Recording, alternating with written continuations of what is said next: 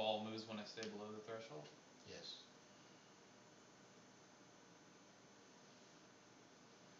I may have set the thresholds a little high. In other words, I'm asking him to work a little too hard.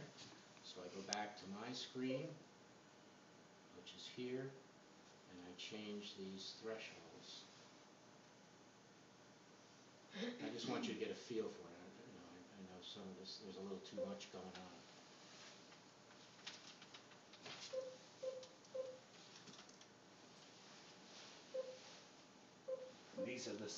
These are the different kind of waves that you saw. That was all the four broken down. Oh, this is nice because it shows me my screen.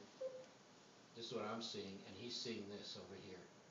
Okay? But I'm watching this brainwave activity, and I'm changing the criteria for him to be successful, either making it harder or easier depending on what we're trying to accomplish. So his job is to keep this going, and by keeping it going, he's meeting the threshold that I've set for him. When it stops, he's not meeting that threshold.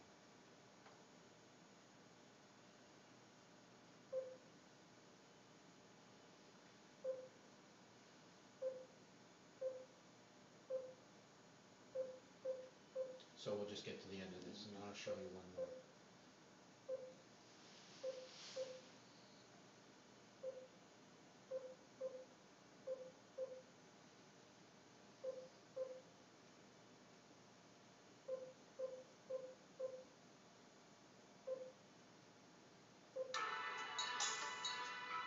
Okay, so then he gets a reward of seeing the picture, gets a little bit of music behind it. Okay. Now I'll show you one that's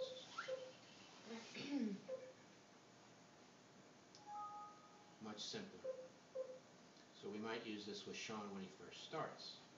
And that is, I'm showing him a little bit of information.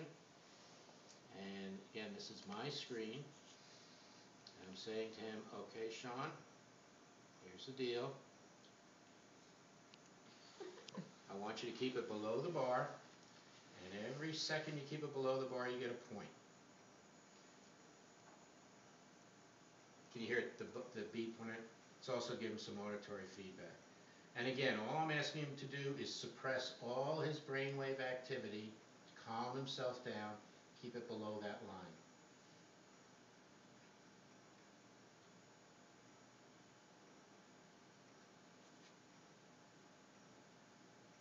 Does breathing impact this? Most people, the first question I ask you is, what should I do? And depending on their age, I usually say, you try to figure it out. And if they struggle a little bit, what I'll say is, if you just calm down and relax, I bet that line will go down. And what we're doing here is really just demonstrating. This is not necessarily training his brain so much as it is demonstrating that he has the ability to control this. Okay, so this is almost just the demo, the starting point for most people. You've got control over this. Then we get to the point where we're putting that electrode in different areas, looking at different brainwave patterns, being more precise in what we're doing. But right now, I'm trying to convince him that this is an okay thing to do. He might enjoy it. It might be helpful for him. So is he moving toward, like when he's doing that SMR, is that where he's probably going toward?